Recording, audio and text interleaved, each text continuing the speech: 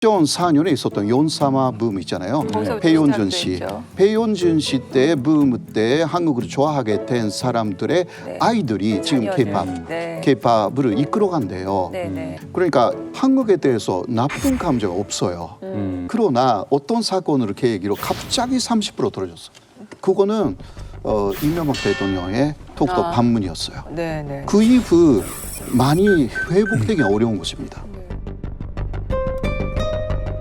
그때는 민주당 정권이었어요. 그러나 민주당 정권이 2012년에 12월에 아베 정권으로 바뀌어가지고 그 이후 현재까지 쭉 7년 정도 아베 정권입니다. 한국에 대해서 안 좋은 정권이기 때문에 30% 40% 사이에서 한국을 좋아한다는 사람들이 쭉 그대로 머물러 있는. 그러나 시작은 이명박 대통령의 독도 방문이었습니다. 사실 한일 관계가 좋았다 나빴다 이렇게를 반복하면서 쭉 진행이 돼 왔는데 사실 김영삼 정부 때 우리가 버르장머리 발언을 해서 일본 또 이 반한 감정이 확 올라오면서 그때 우리가 크게 이 낭패를 받은 거는 IMF 위기 이전에 사실 일본이 수합을 해주고 우리를 지원해줬으면 IMF 위기까지도 극복할 수 있는 가능성이 있었는데 그때 한번 피해를 봤잖아요.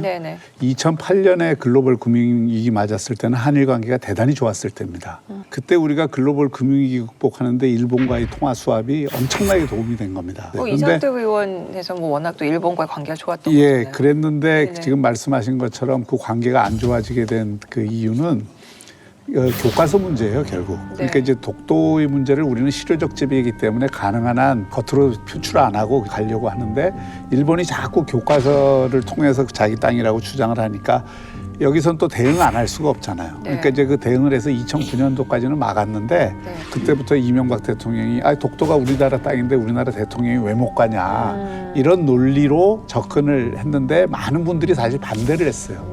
반대를 했고 특히 그 당시 주일 대사였던 권철현 대사 같은 경우에도 아주 뭐 그거는 한일 관계를 악화시킬 수 있는 요인이다. 그러니까 우리가 조금 실용적으로 접근을 해야 된다. 이렇게 해서 막았던 것이 그때는 제가 이제 청와대 나온 다음인데 2012년에 독도 방문을 하게 되면서 결과적으로 상당히 안 좋은 영향을 미쳤죠. 박근혜 정부 때도 한일 관계가 굉장히 안 좋았어요. 그 안 좋은 거를 근근히 막은 게 이제 위안부 합의였고 우리 입장에서도 그건 굉장히 불만족스러운 합의였지만 하여튼 국가적 합의를 했는데